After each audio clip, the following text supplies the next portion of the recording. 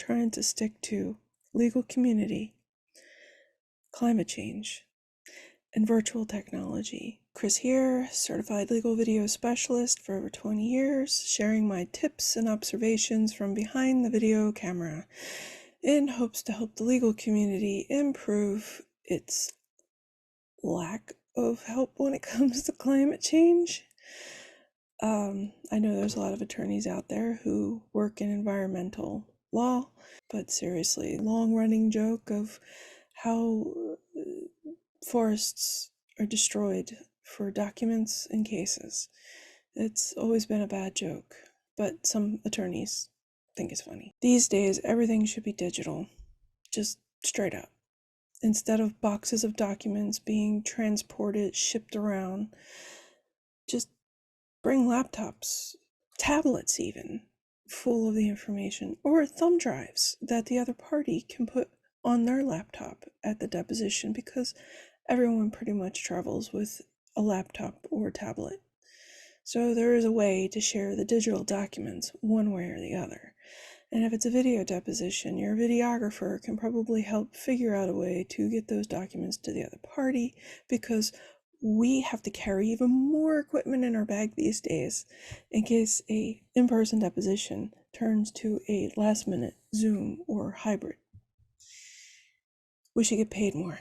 We should also get hazard pay. I've got tinnitus of the ear because of attorneys slamming microphones down. So when it comes to Zoom, I am all over it because my ears are not being attacked. The overconsumption of trees really has to stop. We really need to push for more bamboo paper products. Toilet paper is always the top of my mind because of the pandemic. Paper towels, paper. Bamboo grows faster than any tree could. It's up there with a weed. It's also considered an invasive in some areas because it tends to take over and grows rapidly. You can chop down a whole chunk of forest of it, and within a few months, it's pretty much back. It is fast growing. Why do we keep using trees for paper? Now, the pandemic forced us to embrace technology. The entertainment community thrived. It struggled, but still thrived. The legal community at the beginning struggled, but we found ways to make things happen. I recorded CLE classes for a couple bar associations where judges were telling attorneys, there's no excuse now. You can't say I had something happen over in one city and that's why I can't make it to another city. No, hop on Zoom, show up. And then there's the fact that these judges have met attorneys who would never be in a courthouse because they either physically can't enter that courthouse, because yes, there are still some courthouses that are that way. I've even had to go into some of them with my equipment, and it's a real pain in the ass for me with legs and my equipment. Somebody who is disabled trying to go into those places, they're going to have a harder time, or just as much of a hard time as I had. So judges were impressed that they met these wonderful minds of the law and happy, and they want to see more of these people.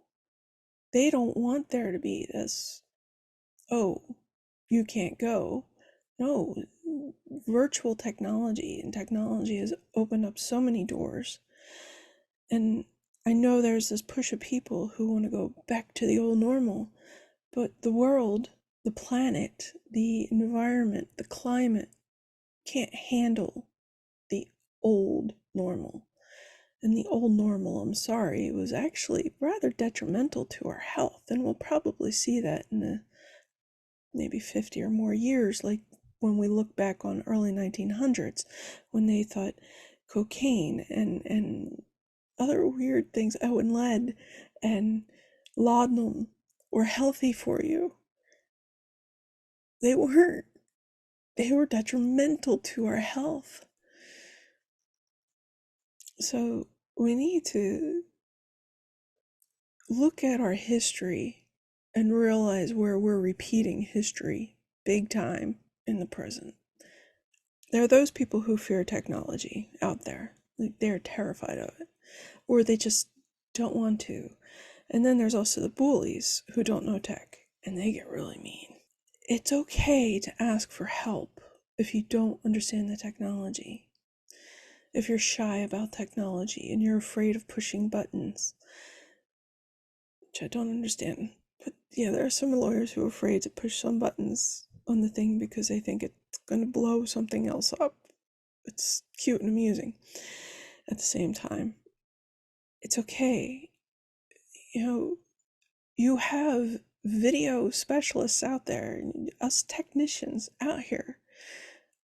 Ask us to come to your office and train people if you have people who are afraid of the technology. Hire us to come into your home to help set up in-home office space. We understand what the end result is going to be for trial. I recently had an attorney with a new laptop. She's very nervous about it because her old laptop, well, whenever she looked away from her laptop or sat back, her volume would decrease or just not be audible. First problem there, and I can't believe this still has to be said, is you need an external camera from your laptop. You need an external microphone from your laptop. The external camera you can put in front of you in a proper place because the laptop, you're going to have to put a lot of books underneath of it to make the camera up to eye level. The microphone in a laptop will only pick up a general area. To have an external microphone, one, they'll make you sound better, as my little razor does, but it has a better range and it will give you better audio. So later on, you're not cringing at trial, listening to your questioning and thinking how awful it is because you didn't think of the post-production. How is it going to be viewed later? Video specialists in the legal community, we know what the post-production is going to be. We know what that end product is going to be. We can handle your documents virtually, but you need to bring us in so we know what the hell we're looking at. Think of a deposition in digital technology, kind of like what you would have done before. You have to have a project planner, a plan of action, production planning, however the planning you want to call it. It's planning, the pre-planning. Very good at it.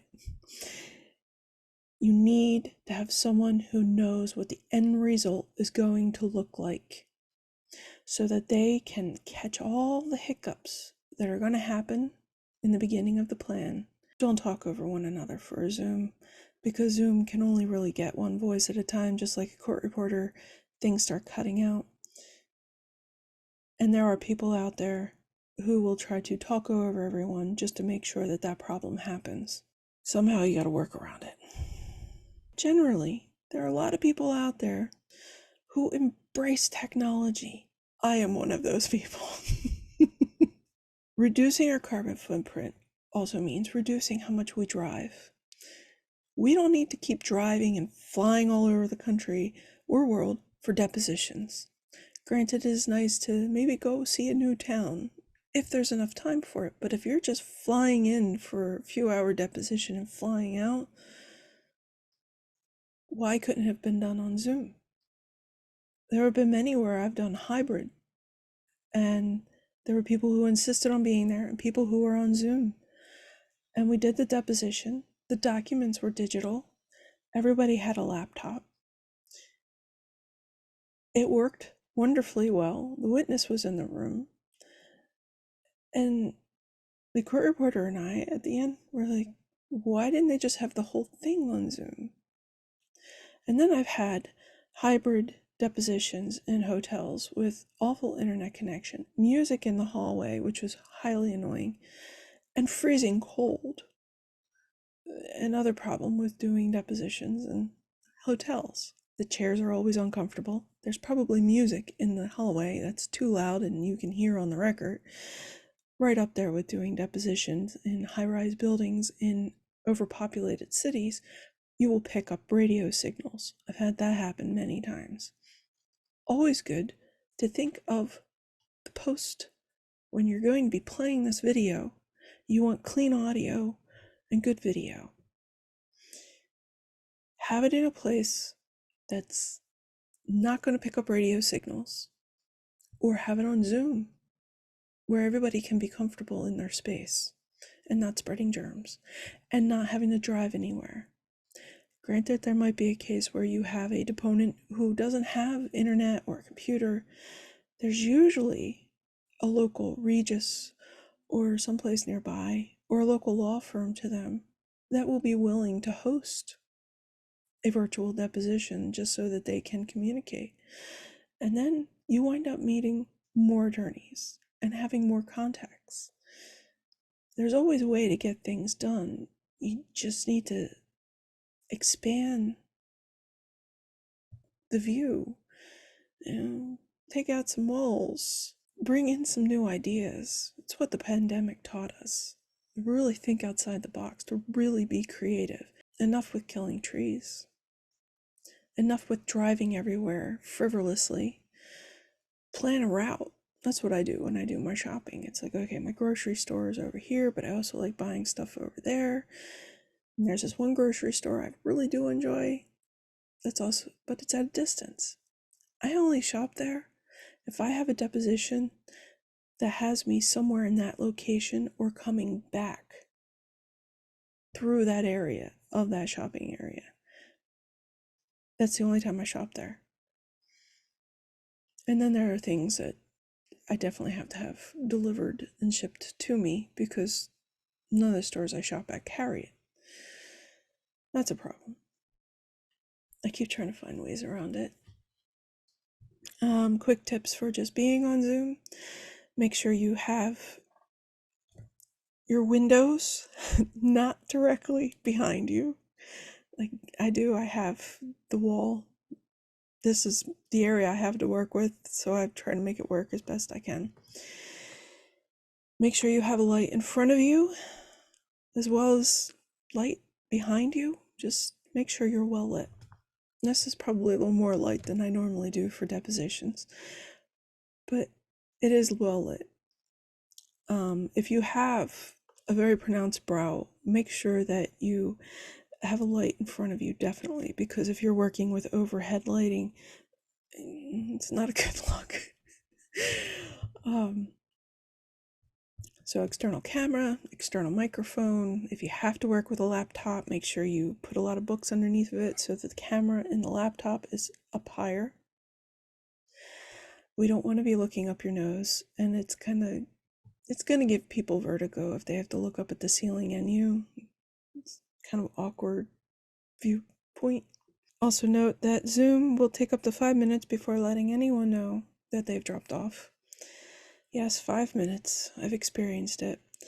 Court reporters, some of them, not all of them, try to have some camera on or some way of knowing that they're still going and they haven't frozen. Always make sure that your court reporter is back before you go on the record. Always remember that the videographer recording the deposition has a lot of buttons to push. So just because you yell off the record doesn't mean you're off the record. Wait till all the buttons are pushed and the videographer says, okay, we're ready, you can speak. Always show up at least 10 minutes ahead of time. You can either share your documents yourself, or you can have your video technician share, or hire a document tech to share, or have your paralegal share. Do not ask a court reporter to also share the documents. They're busy taking every word down.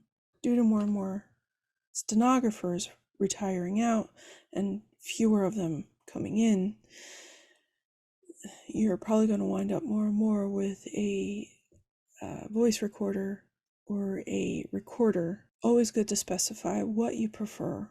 If you want stenographers to be around, the industry needs to be celebrated, given a raise. It's been over 20 years, 25 years from what I hear from court reporters. And for videographers, because of all the in-person depositions, we should have been getting hazard pay. Tinnitus, not fun, no hazard pay. What do you do? If you do have to have an in-person deposition, find out where everybody is located. Not just their offices, but where are they going to be driving from? If you're all in the same county, keep it in the same county. If one person is outside that county, maybe they can zoom in. Just to help limit the amount of driving for everyone, which will help limit the amount of CO2 that goes into the air and reduce carbon footprint. Let's see, pros and cons of in-person deposition. You have to wake up earlier. I hate that. There are sometimes I have to wake up at 4 a.m. to get out of my house in time, to get to the deposition in time. Because although Philadelphia looks like it should only be about an hour and 15 minutes, depending on traffic, it could be 2 to 3 hours. And if that Schuylkill shuts down for any reason, it could be half a day. There was one summer where it shut down so bad that people basically turned off their cars and started having a street party because they weren't going to be moving anytime soon due to a rather bad accident, and they were stuck. People start pulling out their beach balls, beach chairs, sharing food if they had it, water if they had it. It was quite amusing to see this on TV. I was very happy to be in the safety of my home. But people did the best with what they had in that situation, and I commend them for it because that was a high stress situation. Hopefully no big rigs try to squish you into the medium. No one tries to stop dead, slamming you into their back end. Or nobody jumps over the other side of the road and slams into your vehicle.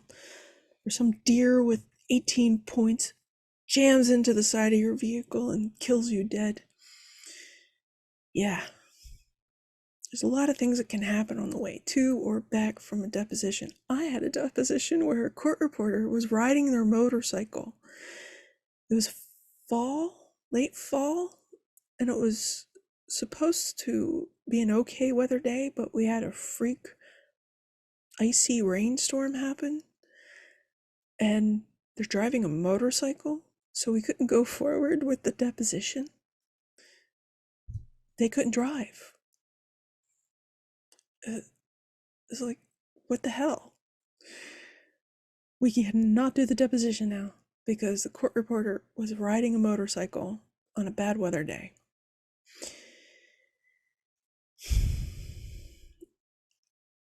If we had the hybrid stuff back then, I think we could probably have arranged a court reporter to come in virtually, but this was pre-pandemic. Nowadays, I have to carry more equipment just in case a hybrid situation pops up. Fingers crossed it's not one of those days where I feel lazy and I just don't want to bring it because I didn't say to. Murphy's Law. That's when it will happen. I predominantly talk about Zoom because Zoom is the predominant thing we use in the legal community.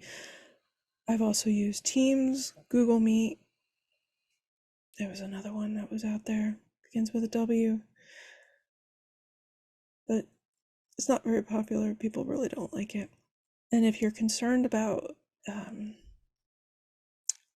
matters of your case being leaked, whatever, make sure that you specify a certified legal video specialist.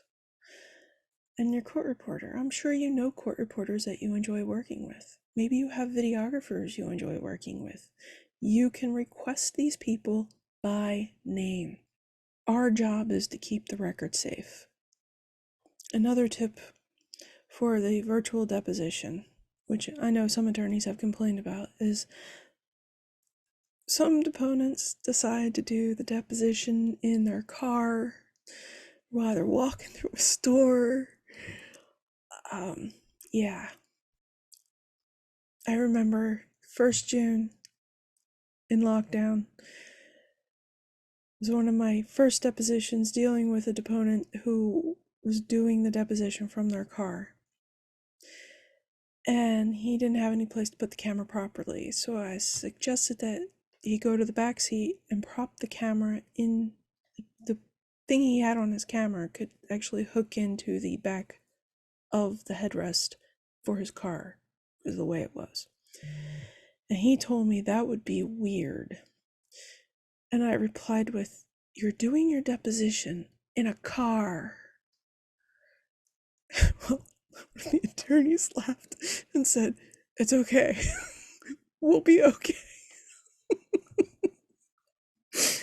I think he sensed my angst for people who think, "Oh, let me just do my deposition in my car. Let me walk around my house or go to my kids' school to pick them up while doing a deposition for court in front of a judge." So attorneys, have your paralegal, someone in your office, contact your client and go down the rundown list, the checklist, to make sure that they don't have a window behind them, that the laptop or whatever they're using, make sure that they're using something that's going to be suitable for the end product that you're looking for. If they don't have something, maybe you can have something shipped to them and then it's shipped back to you. I don't know. Think outside the box. The lighting, the sound, the internet connection, and also making sure that they don't do it from their car. There has to be some place that they can go to. Maybe there's a local lawyer in that community that your deponent can go to, and that attorney will be okay with having them do their deposition from there. I don't know. It's a matter of looking at a map. As I tell my daughter, all roads lead to where you need to go, and the cul-de-sacs are a great spot to look at a map. I am always looking at a map, and it is amazing what you will find. And I am always dumbfounded by people who find themselves in an area they don't know, and they're like, "Well, I don't know what to eat. I don't know what's around." Okay, well, here's Google Map. You open it up, and it's like, here are all these restaurants. Or you can go to your Yelp, and Yelp will show you a map, all the restaurants in the area. Sometimes I just open Google Map from wherever I am to see what's around me. I get a kick out of seeing what's around me. And if you really study maps long enough, you'll see how it changes. And I also collect old maps, because my search and rescue years, I learned always keep the old maps, because the old maps will have landmarks and things on them that the new maps have taken off. It's a good way to cross-reference and know exactly what you're looking at. And it definitely helped in a number of searches. I think I went off on another tear there. The pros of Zoom? Let's see, you don't have to wake up as early unless you want to. Less stress, because let's face it, driving is stressful. You don't have to share germs. You don't have to avoid shaking hands. I am not a handshaker anymore. I didn't really like shaking hands before the pandemic. Don't really like shaking hands now. I have seen so many people cough and sneeze into their hands, touch light switches, paperwork, pick their nose. They don't even realize they're picking their nose, and then they touch things, or they lick their finger. There are people who, like, eat earwax, and they don't realize I'm in the back watching this shit happen. And then they start shaking people's hands, handling documents. And then when there's a bathroom break, everybody comes back. No. I don't need to touch you. You don't need to touch me. Keep our germs separate. But yeah, as of recording this video, there have been a few news reports about new strands of COVID that the original shots or vaccines and boosters don't cover. So, yeah. I will continue to wear my mask at depositions, and I hope to see other people do more of the same. I also wear my mask when I'm out and about, grocery shopping, anywhere. I wish the people at the deli counter would continue wearing their masks, because seriously, you're standing there over my food. Wear a mask.